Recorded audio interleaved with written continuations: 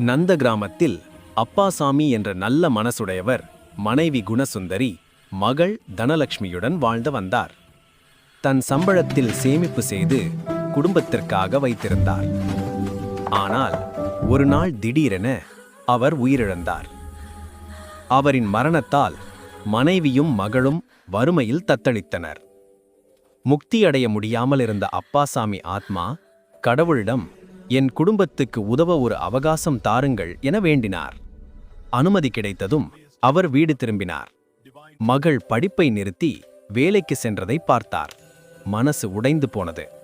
ஒரு நாள் தனலட்சுமி தன் அப்பாவின் பழைய பெட்டகத்தை கண்டாள்.